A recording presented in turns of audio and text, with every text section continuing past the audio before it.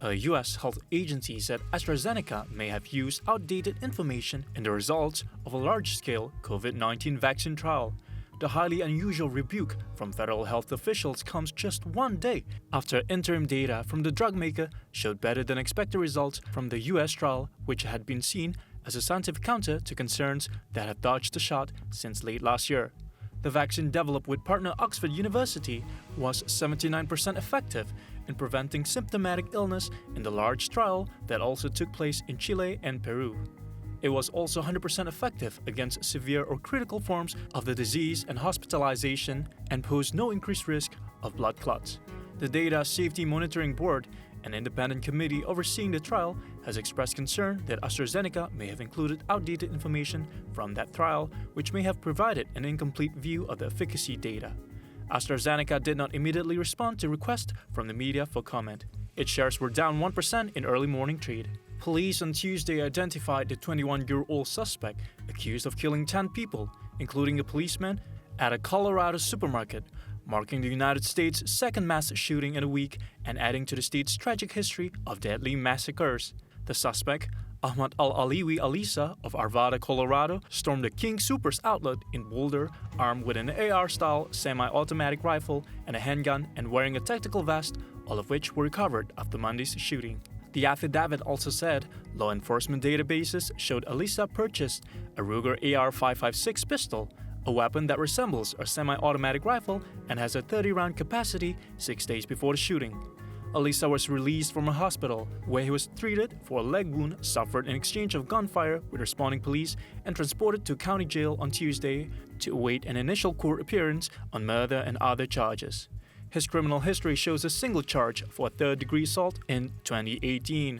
Authorities said they were confident he acted alone, though they did not offer any details on what might have motivated him to open fire at the store, about 45 kilometers northwest of Denver. Water can be seen cascading down the height of one of Australia's landmarks, Uluru, on Sunday, as authorities issued fresh flood warnings and evacuation orders amidst the worst downpour in the country in more than half a century. The park said that this rare sighting has attracted tourists and locals to the national park to get a glimpse of the waterfalls. Wild weather systems have drenched the country's east, prompting tens of thousands of evacuations, especially in the hottest hit state of New South Wales, where dams continue to overflow and rivers bulge. No deaths linked to the floods have been reported, but the destruction is far-reaching and more than 40,000 people in the state have been evacuated so far.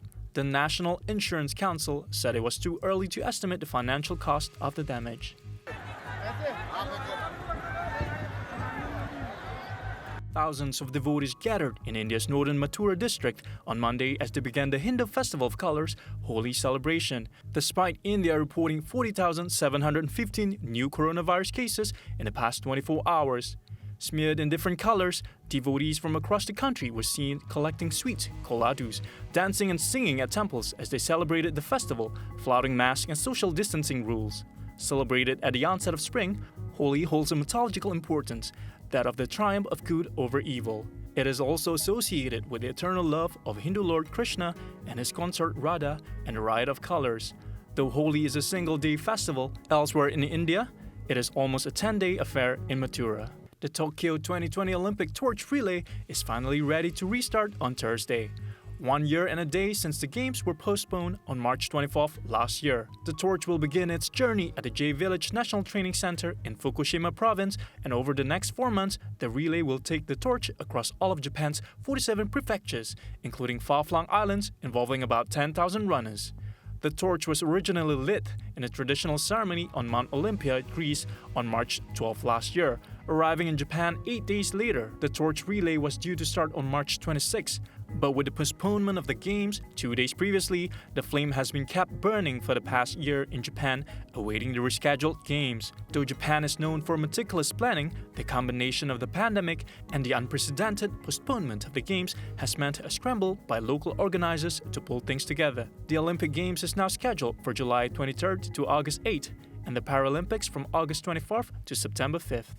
조년 및 동부전선 방어 부대들의 대구경 장거리 North Korea fired 2 short-range missiles at the weekend, but Washington played down the first such test under President Joe Biden and said it was still open to dialogue with Pyongyang. 2 senior officials of the Biden administration said on Tuesday the North Korean activity involved weapon systems at the low end of the spectrum that were not covered by UN Security Council testing bans. In a statement, the South Korean Joint Chiefs of Staff said Seoul had detected signs a test was imminent and was monitoring it in real time. The launch marked North Korea's first publicly known weapons test since President Joe Biden took office in January. Biden downplayed the latest activity, saying nothing much has changed. At least 15 people have been killed in a massive fire that ripped through a Rohingya refugee camp in Bangladesh, while at least 400 remain missing on Tuesday. Bangladeshi officials are investigating the cause of the blaze, even as emergency and aid workers and families sift through the debris looking for further victims.